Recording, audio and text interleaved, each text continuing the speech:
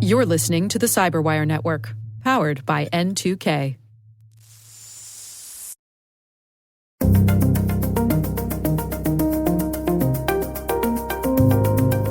On the issue of legitimacy, I too have an identification. That's an employee ID from Borders Bookstore.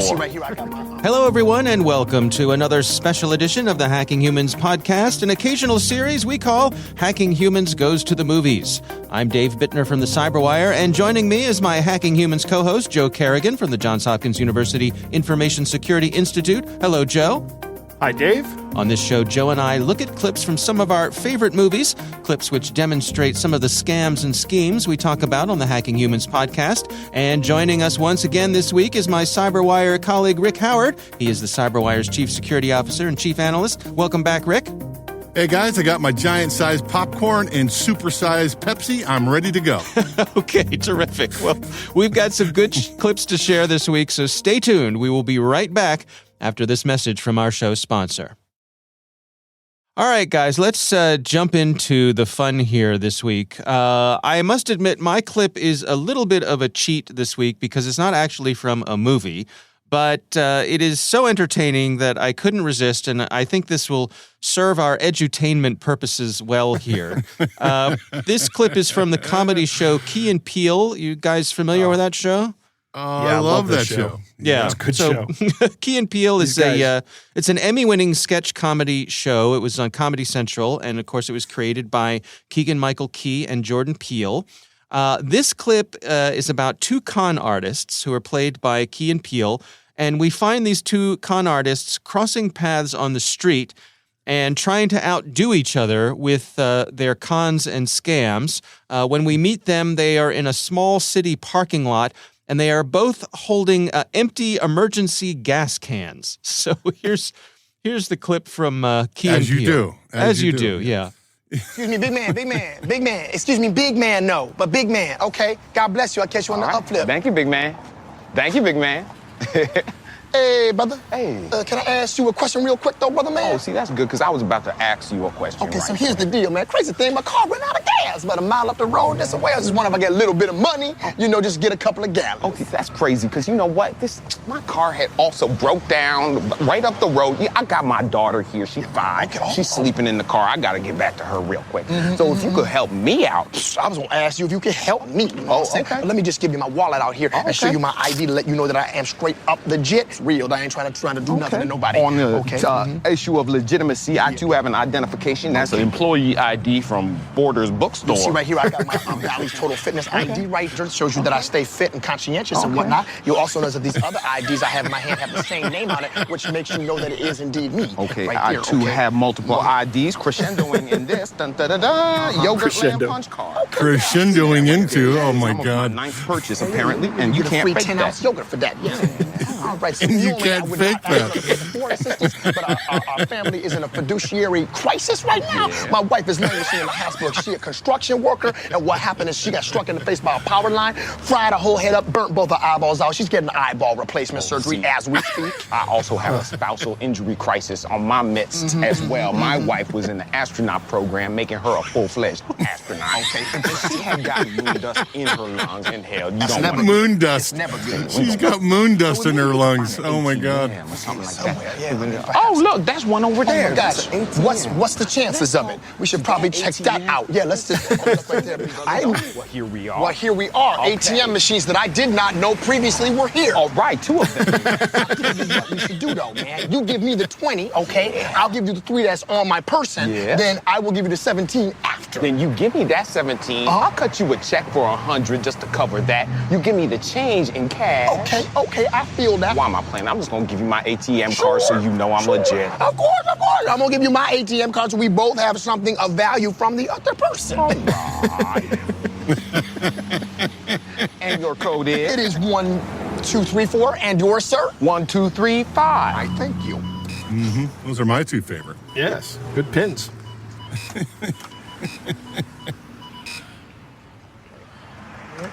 Okay, that is a Ralph's Rewards card. Okay, that is a credit card placeholder you would find in a translucent sleeve in a brand new wallet. Another gentleman is in the parking lot. Big man, big Hey, man? right quick. Can I ask you a question, biggest I got of a man? question right quick. Fantastic. That is the Can we clip. watch it again? We don't have to talk about it. Let's just watch it again. That's good. Yeah. One of the funny things is Jordan Peele is like, this is my employee ID from, and then he looks at it. You can't really tell that. And he looks at it and goes, Borders Books. Right. Right. It's sort of I a love greatest. the fact that they're. Yeah, go ahead, Dave. It's sort of a greatest hits of the kind of petty Yeah. cons and scams that you see on the street. Yeah, it's Yeah, good.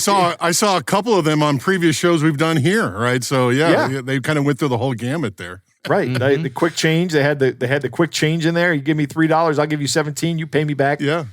They had the let me give you my ID so you know it's real. Yeah, my kid is asleep in the car, so we gotta make this happen fast. It's a lot of stuff going on in here. Of course, it's Key and Peele usually. This is one of the things that no matter how long it goes on, they're hitting new stuff all the time, and this is a good bit. Yeah. What I love about both of them is that here are these two, lowlifes, and they are so articulate. Okay, they know big words and they know how to use them. Okay, so I love it. Right. And all of the social engineering that they're doing, right? Big man, just all that sort of thing.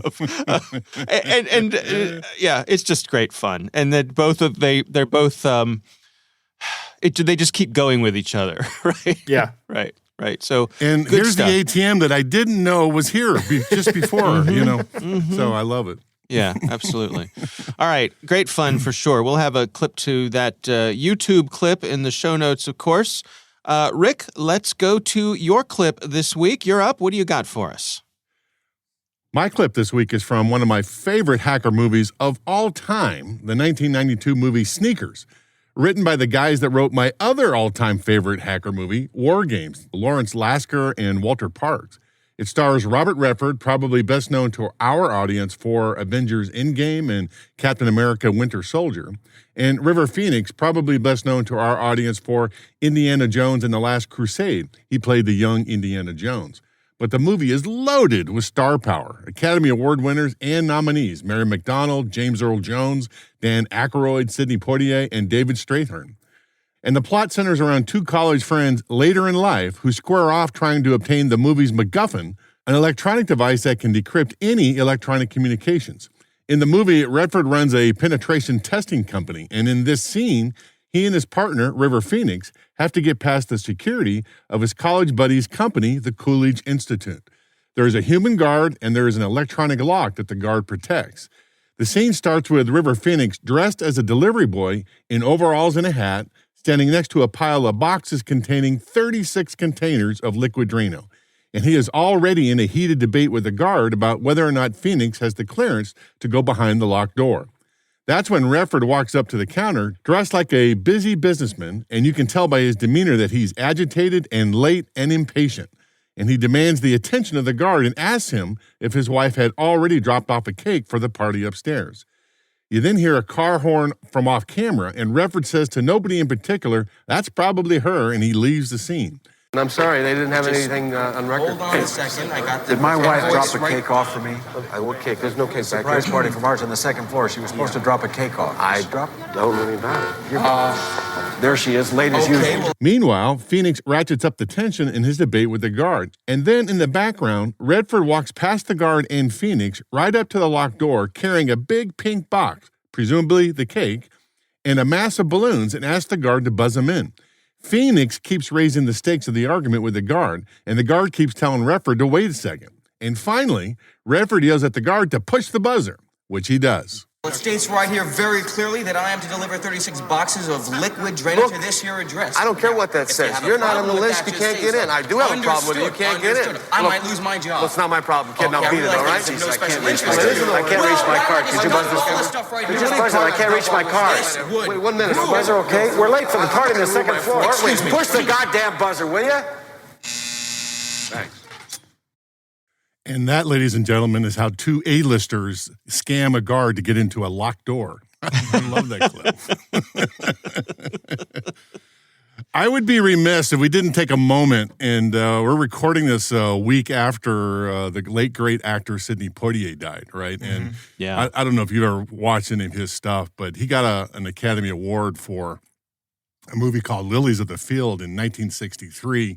And him being in this movie, gave it instant credibility, all right? And so that part I loved when Sneakers movie came out in the early 1990s. And if you haven't seen Heat of the Night, that movie, you are really missing out.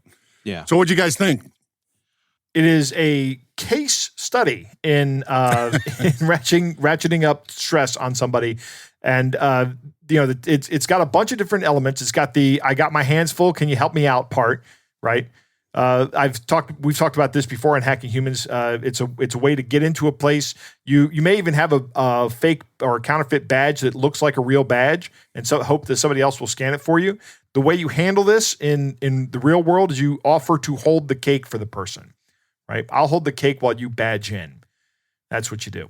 And the guard just is already distracted. That's another key thing, is that the guard is already in a certain situation, doesn't understand that these two guys are in cahoots. Why should he understand that? It's not really a thing that happens very often. And the coming in with the birthday cake would be something you would see from time to time. If you're the guard in this situation, really the best thing to do is to focus your attention on each individual person and not do anything for the other person while your attention is focused on the first person. Like one at a time, right, Joe? We saw this in one of the other shows we did, like in the Paper Moon clip we did a couple of weeks ago. All right, one at a time. Do one thing at a time, take care of that, then move to the next thing, right? And what was not obvious from listening to the clip is the lobby that these folks were at, all this was going on, it was already a busy place, so it was already a low level of stress anyway. Mm-hmm. Then the Drano guy, all right, that ratchets up the tension, so the guard is distracted. And now Robert Redford comes in and adds another layer, and it's like, oh my goodness, just get these guys out of here. I'm going to let them in because I don't care anymore, Yeah. Right? It also strikes me that I think probably the thing that this guard deals with the most is boredom. Right? There's rarely anything like this that happens. So when something like this happens, the guard is really not conditioned to deal with it, right? Because it happens so infrequently that you'll have someone ratcheting up the tension on you like this. I remember seeing this movie. I'm pretty sure I saw this movie in the movie theater when it came out. And this is the most memorable scene to me. When I think about the movie Sneakers, for some reason, this is the first scene that pops in my mind because of how well done this social engineering is in this particular case. And I guess it's one of those things it stayed with me throughout my life as I entered the professional world and started making my way in and out of secure buildings. Having this in the back of my mind as I went through all the time, it reinforced what a great technique this is to do that. I taught computer science many years ago, and we use another clip from the movie when the bad guy and the good guy go after each other in a big dialogue scene. The bad guy talks about how information is the new money. This is early 90s, right? This is before Amazon, before Bitcoin, before any of that, right? And we were using that as the example. It says this is the beginning of a big change in the world. So I love that. I love the movie because of that. Yeah, it's a great one for sure. And as you mentioned, if you're not familiar with the work of Sidney Poitier, this is a great introduction to his library of work. And just there's so many really good actors in this film. It's so to me loaded. It's loaded, a winner. Yeah. It's a winner from start to finish. Even if you haven't seen it in a while, it's worth revisiting. It's a really good film. I did watch it just recently to get ready for this show, and the other thing that stuck out at me was Robert Redford owns a penetration testing company in the 1990s. Right. So this is before there was cybersecurity, right? And this made it very sexy for a young Rick Howard to get into the security business. I said, man, if Robert Redford can do this, I want to get into that too. Yeah. Have either of you guys ever been in a situation where you've had to talk your way into a place like this for, just because I'm thinking mostly for convenience because it's the easiest thing to do? I know, Rick, you have your famous 9/11 story, but I have an amusement park trick, right? We did this right when the Harry Potter ride was opening down at Universal, and we learned early that the line to get in to the ride was not the ride line. Oops, excuse me. Okay, it was the line for the lockers to store your stuff. So if you just walk past the line and into the gift shop, you can walk right into the line. So it's not quite faking my way in, but my daughter and I definitely social engineered our ways into the front of the line. How about you, Joe? Yeah, I had to talk my way into backstage at a Metallica concert once. Oh, nice. I was supposed to be there, though. I actually had an appointment to interview the band because I was in college. I was actually on a radio, heavy metal radio show.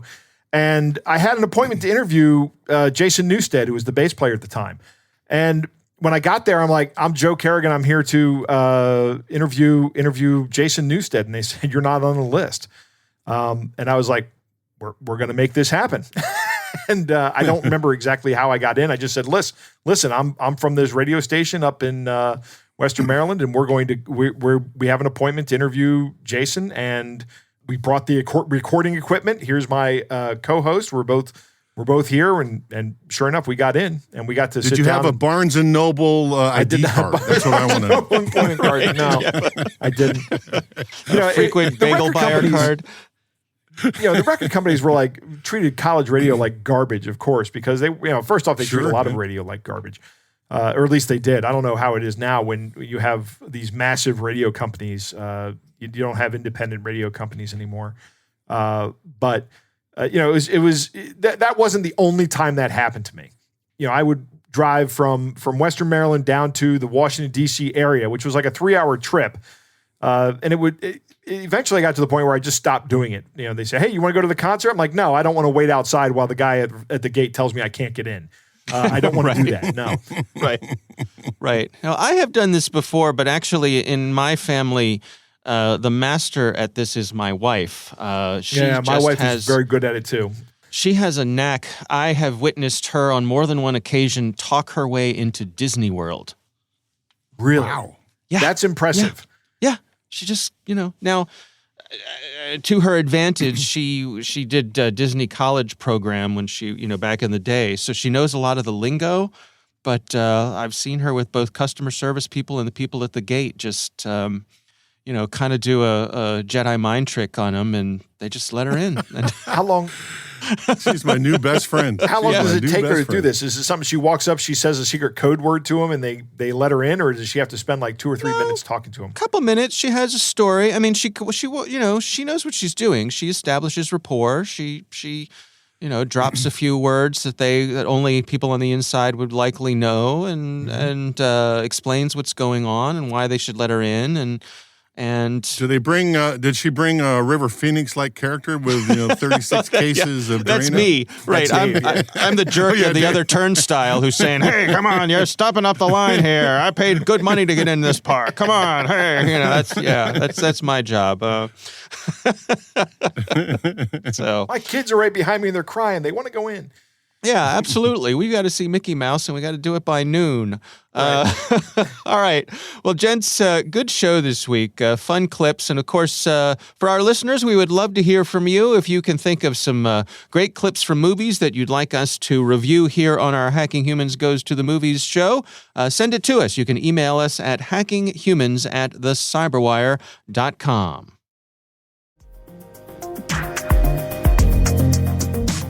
Thanks to the Johns Hopkins University Information Security Institute for their participation. You can learn more at isi.jhu.edu. The Hacking Humans podcast is proudly produced in Maryland at the startup studios of Data Tribe, where they're co-building the next generation of cybersecurity teams and technologies. Our senior producer is Jennifer Iben. Our executive editor is Peter Kilpe. I'm Dave Bittner. I'm Joe Carrigan. And I'm Rick Howard. Thanks for listening.